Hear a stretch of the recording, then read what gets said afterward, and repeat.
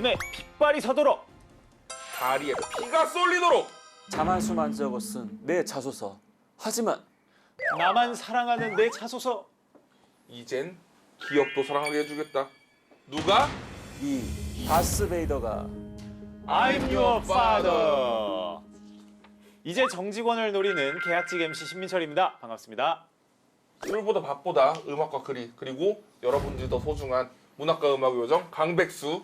올 한 해도 취업 시장에서 푹푹 절여질 숙성된 전문가 강민혁입니다.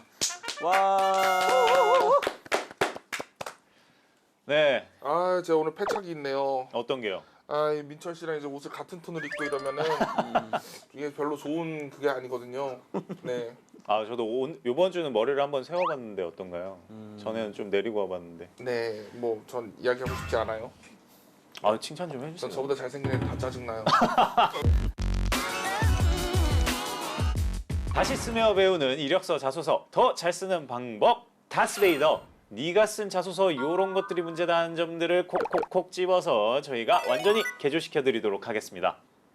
2020년 상반기 대비 마지막 점검. 변수에 대비하라. 데뷔하라! 빠밤. 빠밤. 네, 다스베이더와 함께 내가 쓴 자소서 보고 또 보고 또 보고 또 보고 또 고치고 고쳐서 완벽하게 마무리하시기를 바라고요. 자, 오늘의 자소서 프로필 한번 받아봐야겠죠? 네, 프로필 보여주세요. 네, 자소서 프로필 이렇게 도착했습니다. 네. 제가 프로필 한번 읽어드릴게요.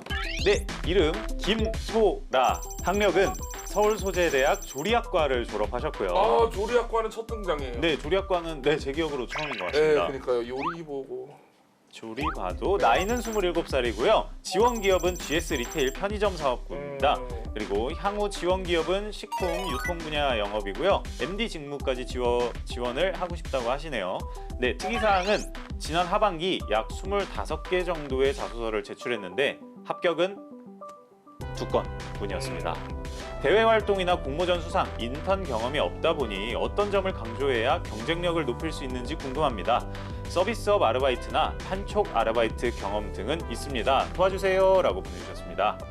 그 우리가 흔히들 갖고 있는 그 학과와 전공에 대한 편협한 어떤 그런 생각들이 있어요. 네, 예를 들어서 저 국문과 나왔다 그러면은 전부 다 이제 국문과는 다 작가 하나요? 아니면 다 선생님 하나요? 이런 사고라든가. 조리학과 친구들이 그쵸, 식품 이런 분야로 또 취업 시장에 나오겠죠. 다 조리사만 되는 게 아니잖아요. 그렇죠. 그 생각을 제가 못했던 것 같아요. 오늘 저도 좀, 사실 네. 심리학과나 공부했다고 그러면 사람들이 와가지고 나 지금 무슨 생각하는지 맞춰봐. 이런 바보 같은 질문을 하는 분들이 심리 테스트 해달라고. 네, 상당수 있습니다. 중문과는요? 뭐 뻔하죠. 짜장면 만들 줄 아냐. 중국어로 인사하고 군대에서 뭐, 제가 이 얘기를 엄청 많이 들었어요. 그래서 군대니까 네 만들 수 있습니다 해서 짜파게티라도 만들겠습니다 했는데 오, 어제 이런 편견이 참 무섭습니다. 그렇습니다. 참 말도 안 되는 얘기죠. 그래도 전공과 우리 지원자가 서비스업, 그 아르바이트, 판촉 아르바이트 등이 있기 때문에 그 나름 본인이 가지고 있는 이력을 바탕으로 그래도 지원할 수 있는 쪽이 이제 식품과 유통 산업, 그리고 직무는 영업이라든지 MD 쪽으로 선택을 한 것 같아요.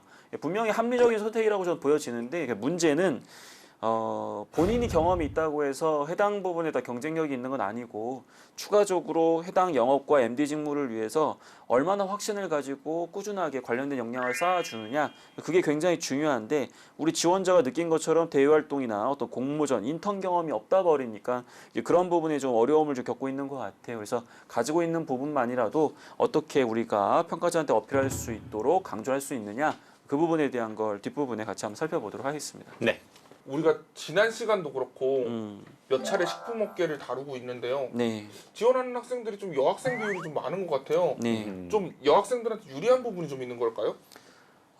유리하다기보다는 상대적으로 덜 불리하다라고 이야기하는 게 현실적인 이야기가 아닐까라는 말씀을 좀 드리고 싶네요. 가슴 아픈 이야기네요. 예, 이렇게 네. 얘기하면 강민우 너 지금 뭐야 이거 여성 남성 뭐 갈라가지고 지금 이렇게 얘기하는 거냐? 또 이렇게 하면 또 이제 악플이 될 수도 있는데. 아니, 그런 거 아닌 거 아시죠, 여러분? 조장하시는 게 예. 아니라 지금 현실 그렇다는 그러니까 말씀을 그게 그렇죠. 제가 그게 너무 안타깝다라는 거죠. 네. 근데 상대적으로 덜 불리하고 또 좋게 표현하면 유리한 부분이 없지 않아 있어요. 왜냐하면 제가 예를 들어 가지고 제 아내랑 둘이 지금 살고 있는데 그럼 식품을 누가 사느냐? 당연히 제 아내가 사죠.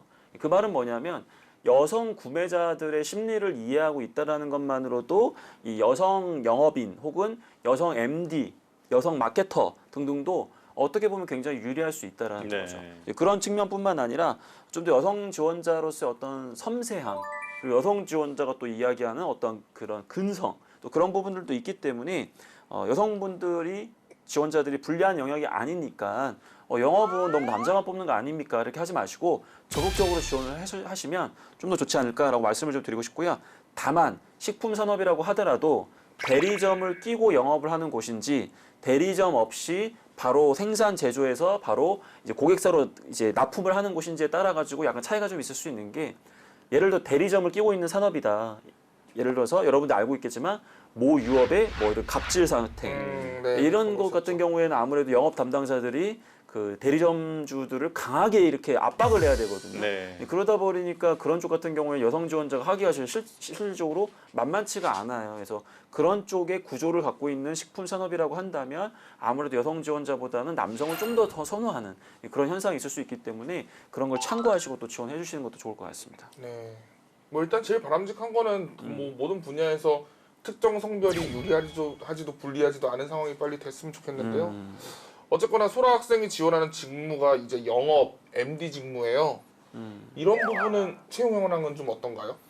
일단은 영업은 뭐 모든 산업에 존재하는 분야잖아요. MD 같은 경우에는 우리가 알고 있는 유통, 뭐 예를 들어가지고 뭐 홈쇼핑이라든지 온라인 마켓이라든지 뭐 소셜 커머스라든지 뭐 이런 쪽으로도 많이 있고요. 그 다음에 뭐 백화점에도 MD가 있습니다. 그 다음에 마트에도 MD가 있고요.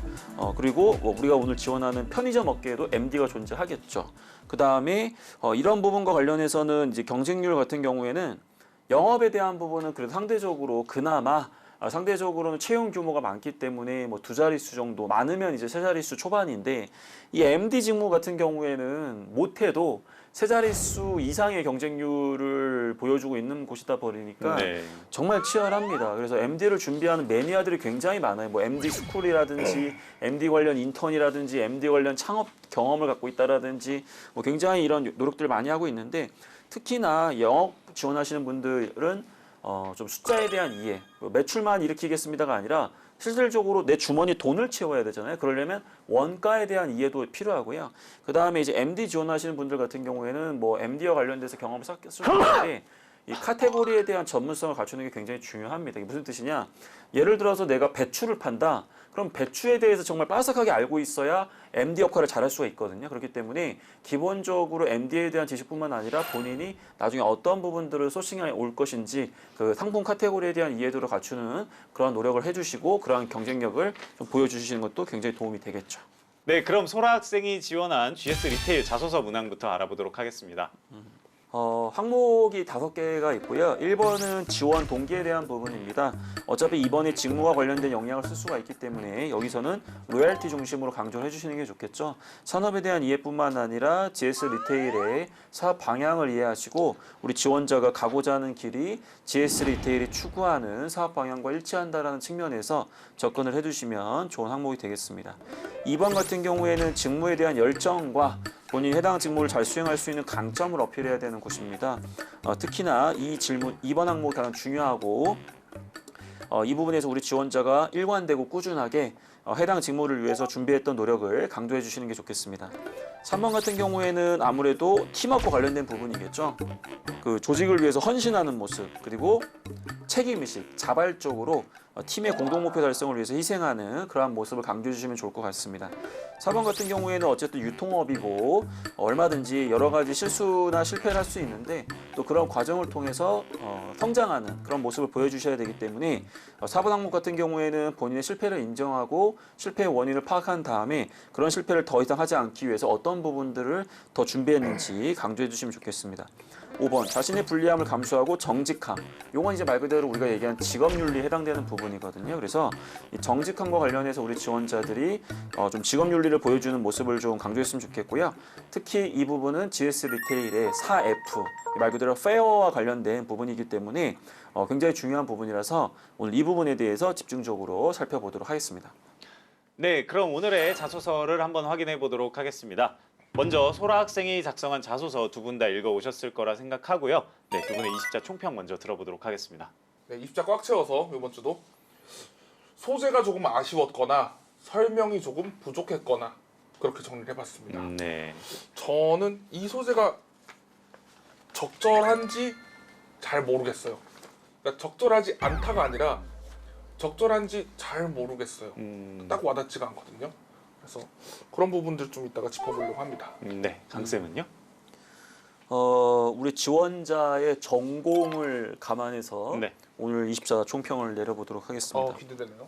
나쁘지 않은 식자재, 하지만 조리 실력에서 비범함이 더 필요하다. 이렇게 정리를 하겠습니다. 혹시라도 이제 우리 소라 학생이 이거를 듣고 마음 상하지 않으셨으면 하는 바람은 언제나 갖고 있고요. 네. 저희가 많이 배워가면 좋겠어요. 그렇죠. 그래서 저희가 그런 마음을 담아서 응원 한번 하고 또 시작하도록 하겠습니다. 자, 셋, 넷. 잘 됐으면 좋겠다. 너 취업하면 정말 좋겠다. 빵! 네, 그럼 오늘의 자소서 다스베이더가 꼽은 문제의 항목부터 알아봐야겠죠? GS 리테일 자소서 5번째 항목입니다. 자신의 불리함을 감수하고 정직함을 지킨 경험에 대해 기술하라라는 5번째 항목입니다. 네, 그럼 다스 법칙 첫 번째, 평가 의도를 파악하라. 평가 의도에 대해서 알아봐야겠죠? 네, 이 질문은 무엇을 묻는 걸까요, 강쌤? 일단 이 질문을 요구하는 이유를 아셔야 되거든요. GS 리테일은 어떤 특징이 있나요? 뭐 슈퍼마켓도 하고 편의점도 하고 그쵸. 네, 식품들을 많이 파는 회사 아닐까요? 맞습니다. 또 전국에 엄청나게 많은 매장들이 네. 있죠. 그쵸. 그 말은 뭐냐면 본사에서 그 모든 매장에 대한 부분을 점검하기가 어렵다라는 거죠. 네. 그럼 반대로 얘기하면 만약에 한 점포에서 문제가 발생하기 시작하고 그걸 나중에 문제가 커져서 인식하기 시작하면 엄청나게 파급력이 커지거든요.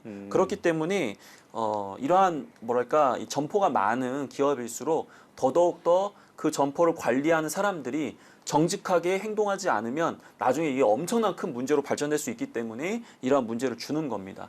그래서 말 그대로 이 부분은 GS 리테일이 추구하는 4F라는 그 정신이 있거든요. 걔네가 네네. 강조하는 거기서 이제 페어 말 그대로 뭐 자기의 실수를 남에게 탓하지 않는다, 정직하게 행동한다 등등 여러 가지 기준이 있는데 그런 부분들을 맞추는 게 굉장히 중요하겠습니다.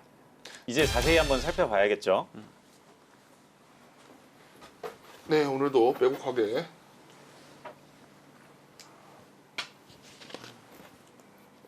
오랜만에 소제목 없는 네, 자소서를 봤어요. 네. 이런 게 참 아쉬워. 푸드 스튜디오에서 근무하며 재료를 구매하는 일을 맡았습니다. 푸드 스튜디오 구매 담당 업무 시 여기서 말하면 이거 벌써 내가 볼 때 이 정도 다 날아가는 거거든요. 오랜만에 또 이거 피설처를 또 해야 되나? 자, 그러나 갔을 때 알고 있던 날짜와 실제 물건이 입고 날짜가 다르다는 것을 깨달았다. 저는 날짜를 착각했다는 사실을 숨길까 고민했지만 자, 여기까지가 말 그대로 상황 설명에 해당되겠죠. 이 부분에 대한 거를 조금만 더 요약해서 줄일 수 있다라고 하면 뒷부분에 더 좀 더 강조할 수 있는 여유가 있었겠죠. 자, 보겠습니다. 중요한 부분입니다. 있는 그대로의 상황을 상사께 전달했다. 자, 여기서 그 결과 광고주와도 원만하게 돼서 뭐 있었고 상사께서도 이렇게 했기 때문에 고맙다고 말씀해 주셨다. 이건 다 결과에 대한 부분이잖아요. 그럼 사실 행동이 중요한 거. 자소서는 무조건 행동이 중요하단 말이에요. 있는 그대로 상황을 상사께 전달했다. 요거 지금 반줄의 행동이기 때문에 구체적으로 행동 중심이라고 얘기하기 어렵습니다. 그럼 어떻게 그럼 본인이 만약에 실수를 했어요. 여러분들 실수를 했다. 상사께 어떻게 보고를 해야 되나요? 있는 그대로. 어떻게 얘기하는 게 있는 그대로인가요? 최대한 진짜 말 그대로 팩트를 중심으로 얘기를 해줘야 되겠죠. 네. 말 그대로 있는 그대로라는 표현이 굉장히 주관적인 거예요. 내 입장에서는 정말 있는 그대로인데 상사 입장에서는 다 핑계거릴 수도 있잖아요. 그렇죠? 그러면은 말 그대로 그냥 내 상황이나 업무 상황과 관련된 내용을 다 배제하고 철저하게 이 문제와 관련된 저의 실수 중심과 그에 따른 피해에 대한 부분을 바탕으로 상사에게 정확하게 보고를 했다. 약간 이런 식으로 아니면 서면으로 보고를 했다. 이런 식으로 해서 보고를 어떻게 했는지에 대한 부분이 좀 더 구체적으로 나와줘야 되겠죠. 그 다음에 두 번째, 실수를 말하면 잘해왔던 것이 물거품이 될까 망설이기도 했다. 자, 여러분들 내가 이거 실수한 거 정직하게 밝히지 않으면 나중에 나한테 화가 돼서 돌아올 것 같아요. 나는 화가 무서워서 얘기한 거예요? 아니면 본인의 직업 윤리와 팀을 위해서 정직하게 행동해야 되겠어요? 뭐가 문제일까요? 뭐 직업 윤리에 따라서 해야죠. 그쵸, 맞습니다. 내가 어떠한 부정적인 결과가 예상되기 때문에 나에게 어떠한 피해가 오기 때문에 나는 무서워서 이렇게 했다라기보다도 이건 당연히 내 역할에서 이렇게 해야 되는 거고 이렇게 하지 않으면 조직에 피해가 가거나 그 다음에 내가 주변 사람들과의 어떤 신뢰 관계상 이렇게 해야 된다라는 관점을 접근하셔야지 큰 화가 미치기 때문에 내가 이렇게 했다 이런 식으로 굳이 강조할 필요는 없다라는 거죠. 그런 부분에서는 이제 원칙이라는 단어가 좀 들어가도 괜찮을 것 같아요. 네, 가능하죠. 책임 회피를 위해서 사실을 숨겼다면 저와 상사부뿐 아니라 회사의 플랜트를 문제로 그래서 것입니다. 이건 또 결과에 대한 거 얘기하는 거거든요. 이 사고로 불리함이 있도록 정직감을 지키는 것이 얼마나 중요하다는 걸 깨달았다 해서 뭐 나름 뭐 깨달은 건 좋은데 왜 이러한 행동을 했는지에 대한 구체적인 설명이 부족하고 그러한 행동을 하는 과정에서의 디테일함이 또 미흡하다. 그렇기 때문에 소재에 문제가 없다. 하지만 전달되는 과정에서의 구체성과 그 전달한 이유 거기에서 명확하게 정직에 대한 부분들이 강조되지 못했어요. 네, 이렇게 강쌤의 평가를 들어봤는데요. 백수 씨는 작가적 관점에서 눈에 띄는 문장이 있었을까요? 저는 눈에 띄는 문장보다 네. 의아했던 점들이 조금 있었어요. 예를 들면 이 날짜를 착각했다는 사실을 숨기자면 숨길 수 있는 상황이었는가? 그런 거. 못 숨기는 상황이 아니진 않았을까? 뭐 그런 거. 그렇죠. 이제 촬영을 해야 되는데. 그리고 광고주와 원만하게 합의가 되어서 변경을 했다고 했는데 이것은 예측 가능했는가? 그러니까 다시 말해서 내가 나의 실수를 숨겼을 경우에 예상되는 어떤 피해라든가 문제점들 그런 것들도 좀 뚜렷하게 나타나 있지 않은 것 같아요. 그래서 저는 이 글의 설명이 좀 부족한 글이다라는 생각이 들었고 그러다 보니까 그럼 어쩌면 소재가 부적합하지는 않았을까까지 의심이 되는 거죠. 그래서 좀 더 설명해야 될 부분들이 남아 있다 그렇게 좀 보여졌습니다. 정확한데. 이게 왜 정확한 표현이냐면 잘 네. 보세요. 예를 들어서 내가 오늘 이거 있잖아요.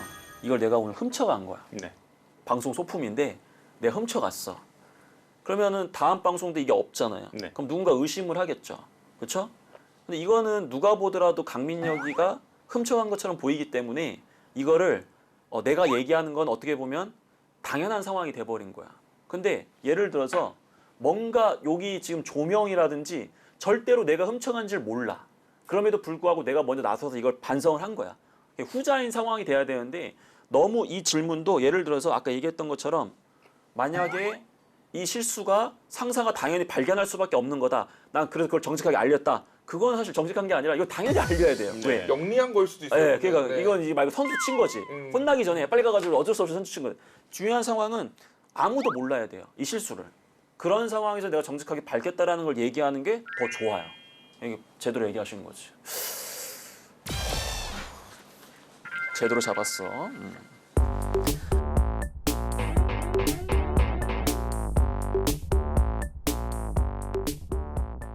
네, 그럼 이제 제대로 쓰는 방법도 알아봐야겠죠? 다스 법칙 두 번째, 증명하라입니다. 이거는 어떻게 증명하면 될까요?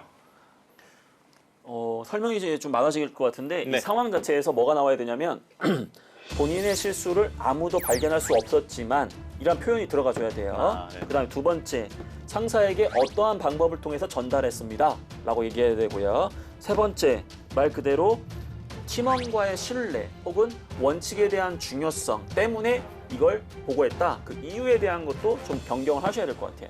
그 세 가지 부분을 다 충족시켜줘야 이 내용에서 좀 더 좋은 모습을 보여줄 수 있고요.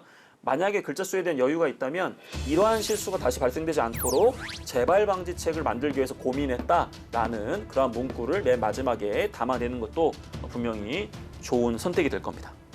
네, 그럼 광탈의 원흉을 합격의 한 줄로 만드는 방법도 알아봐야겠죠? 네, 백수 씨. 똑같이 정직한 사람이라도 그 정직함의 이유가 다양할 수 있다고 생각하거든요. 그 이유를 밝히는 부분이 꼭 들어가야 된다고 생각합니다. 네. 그것이 나의 원칙이기 때문에 고객과의 약속이기 때문에 동료들과의 신뢰관계이기 때문에 이런 것이 꼭 들어가야 될 것 같고요. 그리고 그런 분량을 확보하기 위해서 여기 마지막 문장은 좀 빼도 될 것 같아요. 입사 후에도 실수를 감추고 싶은 마음이 생길 수 있지만 정직함의 중요성을 항상 되새기며 업무에 임하겠습니다. 이거는 이 앞에 있는 뭐 이후 윤리적 갈등에 직면했을 때 저만의 기준으로 이겨낼 수 있었습니다. 이걸로 충분히 설명이 가능한 문장이기 때문에 그렇죠. 이 부분을 삭제하고 그만큼을 정직의 근거에 할애했으면 좋겠습니다. 네. 아무튼 우리의 그 식품 꿈나무 소라 학생이 좀 많이 좀 배웠을 것 같은데 또 어쨌거나 정직은 잘못을 변명 없이 인정하는 것을 시작한다고 하고 자소서도 우리의 실책을 변명 없이 인정하고 수정해 나가는 데서부터 또 발전이 이루어지지 않겠습니까? 맞죠. 네, 이런 주옥 같은 말들을 전달해 드리기 위해서 우리는 소라 학생의 목소리를 또 들어볼 필요가 있습니다. 네. 전화를 하자는 얘기죠. 안녕하세요, 소라예요. Hey, BJ.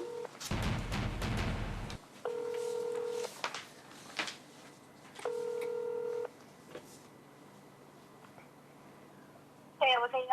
네, 안녕하세요. 여기 다스베이더입니다. 반갑습니다. 네, 안녕하세요. 네, 반갑습니다. 네, 저는 MC 신민철이고요. 네네. 네, 저희 백수 씨 한번 바꿔드릴게요. 네. 소라 씨 안녕하세요. 강백수라고 합니다. 네, 안녕하세요. 네네. 저희가 항상 여쭤보는 건데 네네. 소라 씨가 뛰어난 사람임에도 불구하고 GS 리테일이 탈락을 시켜버렸단 말이에요. 네. 그때 혹시 기분을 여쭤봐도 될까요? 근데 사실 막 엄청 슬프거나 그러진 않았고, 네네. 그냥 다음에는 어떻게 써야 되나 아, 좋습니다. 참 고민되는 생각이 들었던 것 같아요. 네, 실패를 딛고 일어나려는 이런 태도. 네, 좋습니다. 근데 제가 이제 좀 자소서 읽으면서 궁금했던 게 네네. 이 푸드 스튜디오에서 근무할 때 그 실수한 거 정직하게 상사한테 이야기했던 그 에피소드를 읽고 있었어요. 그 네네. 자신의 불리함을 감수하고 정직함을 지킨 거요.